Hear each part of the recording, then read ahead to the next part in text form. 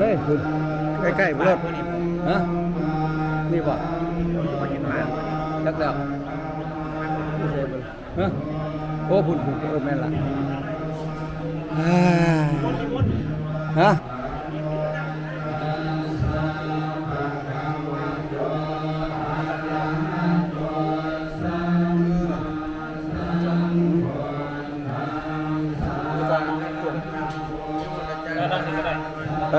ไป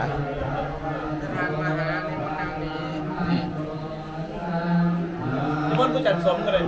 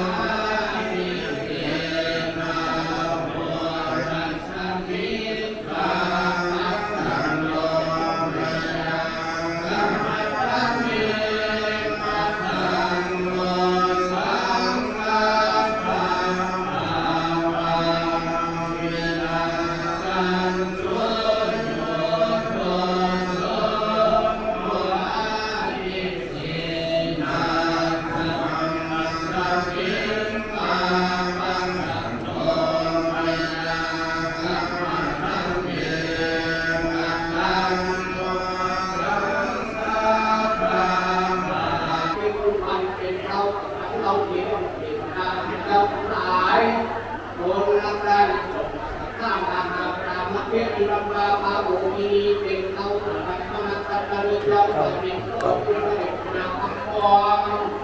น้อมประการวิวานักสุทัศน์หลายในตลาดมีเตโกข้าเรียนท่านหลาย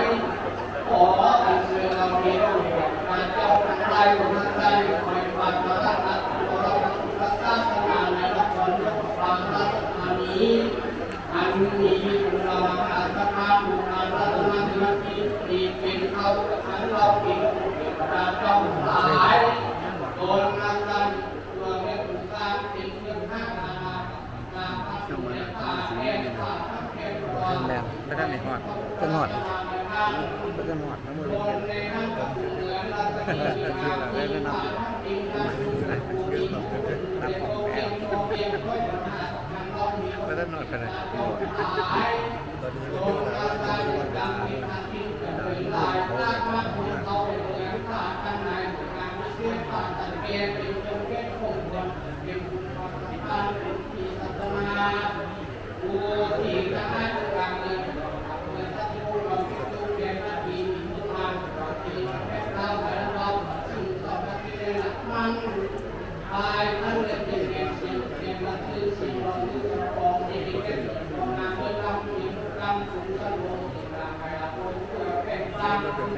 เสียงมันกระทบกันเนื้อที่นี้ออกงานเรื่องแก้วกันเข้าถึงเพียงแต่บ้านถ้าดูงานอันนี้เพียงมันต้องมีเราความความสุขเลยเกิดจากความสร้างเขาเป็นความสุขภาพการชอบการมีความสาเดียวเอา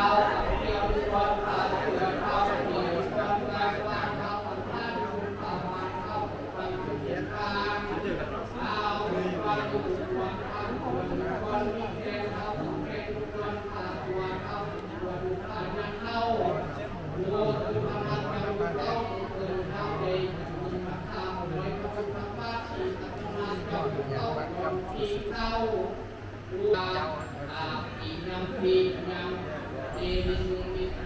ตั้งยังปีประเมินตาปัญจทานญาณา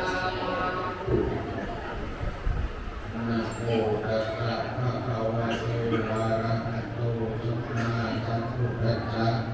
นะโมตัสสะภะคะวะโตอะระหะโตสัมมาสัมพุทธัสสะนะโมตัสสะภะคะวะโตอะระหะโตสัมมาสัมพุทธัสสะนะโมตัสสะภะคะวะโตอะระหะโตสัมมาสัมพุทธัสสะนะโมตัสสะภะคะวะโตอะระหะโตสัมมาสัมพุทธัสสะนะโมตัสสะภะคะวะโตอะระหะโตสัมมาสัมพุทธัสสะพุทธังสรณังคัจฉามิ พุทธังสรณังคัจฉามิ สุ สุ รา รา มิ มินัมมัสสะปะมาคัตตานาเวรมณีสิกขาปะทังสมาธิยามิ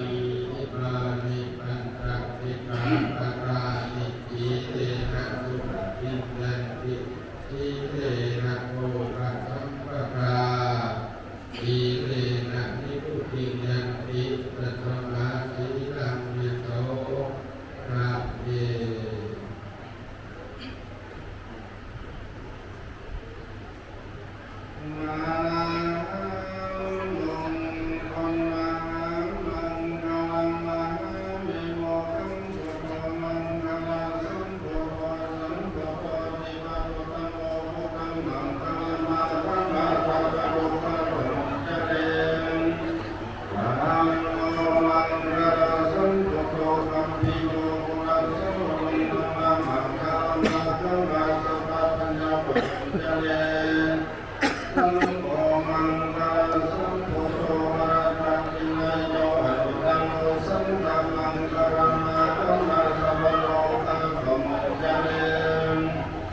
วิปัสสิปัสสิภานัยยัสสะภะสัมปติสิทธิยัสสะภะทุกขวิปัสสัญญังปริลังโภคมังคลัง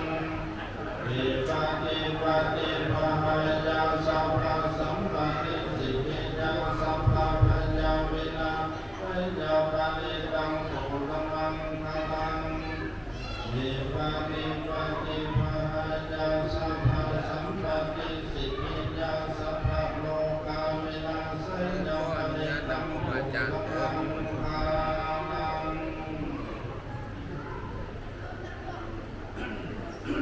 นะโมตัสสะภะคะวะโตอะระหะโตสัมมาสัมพุทธัสสะนะโมตัสสะภะคะวะโตอะระหะโตสัมมาสัมพุทธัสสะนะโมตัสสะภะคะวะโตอะระหะโตสัมมาสัมพุทธัสสะอิติปิโสภะคะวะอะระหังสัมมาสัมพุทโธเวชชาจาร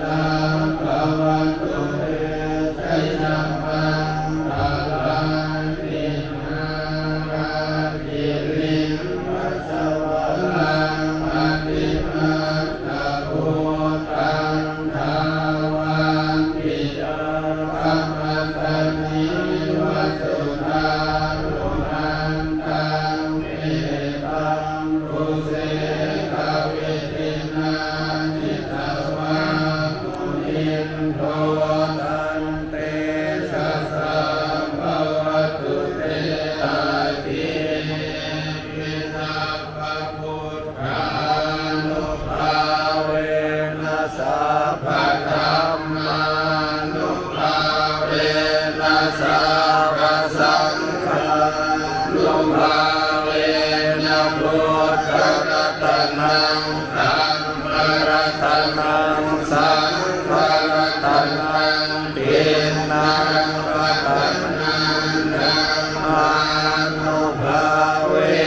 นะจตุรานิพิสัทธาสัทธามา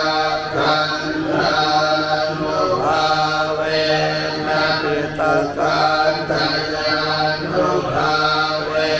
นะสินสาวกานุภาเวนะสัมเพเท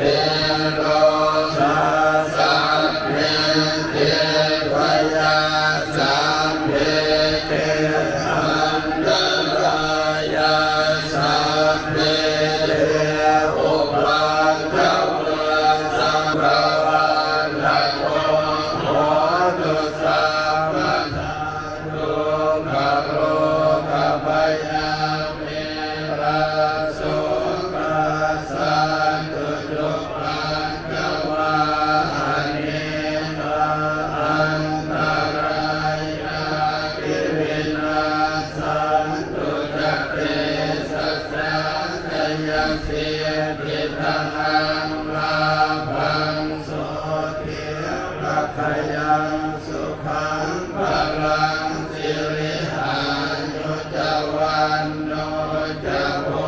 หังรุติยเทสวาสตวาสัจหังจะสิวะสิติภวันตุเตภวัตุสัพพมังคลังรักขันตุสัพพเทวตาสัพพพุทธานุภาเวนัสสราโสติภวันตุเตภวัตุสัพพมังคลังรักขันตุสัพพเทวตาสัพพธัมมานุภาเวนัสสราโส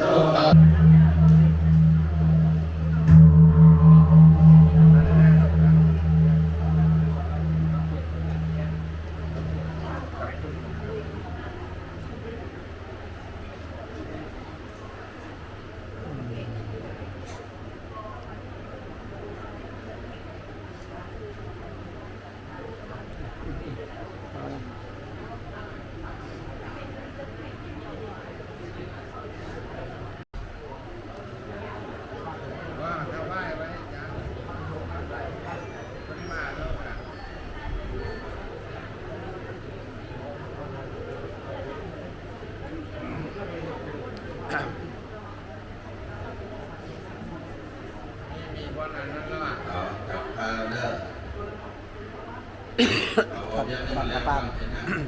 ทอดผ้าป้าพวกนี้ เอาได้มีพระมหาเถระอิติปัตโตสตุญญาองค์แก้วเราพร้อมโดยศิษย์สนุศิษย์และก็ได้มีพระทานนางศรีสวัสดิ์วันเมืองงาพร้อมด้วยครอบครัวและคณะศรัทธาพุทธบุญอยู่นครร่วมพระบางอยู่นครร่วมเวียงจันทร์อยู่ภายในและต่างประเทศเนาะในเวียนสุภาพได้มองสามัคคีกันเทลาพิเศษของทรงจะถูกอนุสรณ์ขึ้นสลองศรัทธาเป็นนี้จะได้น้อมถวายพระไตรจีวรแก่พระเทระเจ้าสนามก็กล่าวคำถวายพร้อมกันเนาะนะโมตัสสะภะคะวะโตอะระหะโตสัมมาสัมพุทธัสสะนะโมตัสสะภะคะวะโตอะระหะโตสัมมาสัมพุทธัสสะนะโมตัสสะภะคะวะโตอะระหะโตสัมมาสัมพุทธัสสะอิมานิมายังพันเต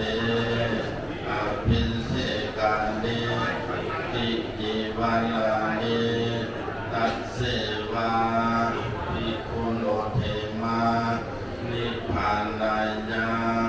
อันนาคติกาเล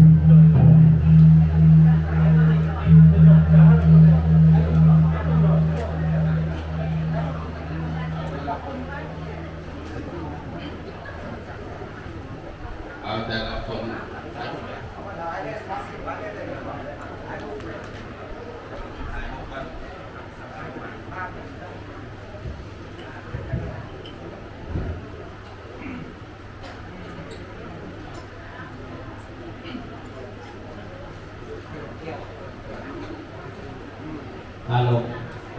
ก็อนุญาตครูบาอาจารย์ท่านเจ้าอาวาสสัญญาณน้องได้ที่มาวันโลกนาในพิธีให้เป็นท่านในวันนี้ประธานเขา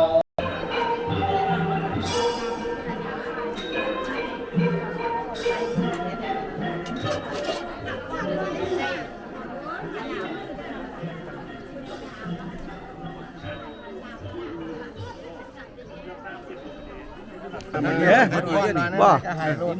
เอาอากาศร้อนอัดน้ำพอดี โอ้พอดีบ่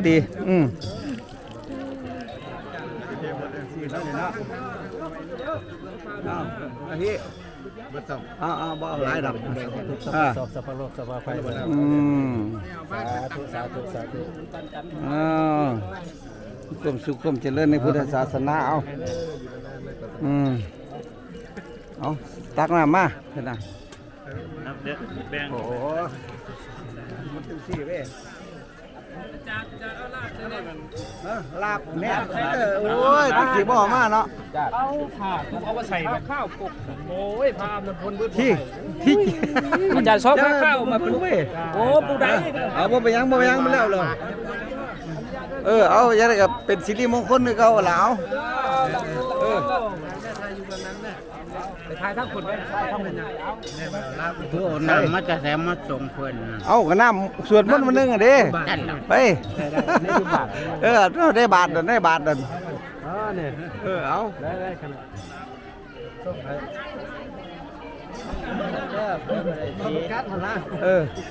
ขึ้นกินเนี่ยขึ้นไม่ออกขึ้นพี่บอกไม่ออกขึ้นเทิงพี่บอกฮะสอนไม่ออกขึ้นเทิงได้ยังวะทุกคนทุกทีแม่ทุกคนอ่ะนี่บ้านทำอย่างนี้เลยนี่ออกใส่ยองไปดูพอดูแดงไปทุกคนบ้านดูไปอันคุณว่าหนึ่งขอส่งน้ำเบ่ไม่ออกส่งเรื่องปากหน้าคนส่งเอาส่งยาจะไปนั่งขายอยู่ไหมเริ่มไปเทนนั่นเลยนั่งขายอยู่ไหมเอาเข้าไป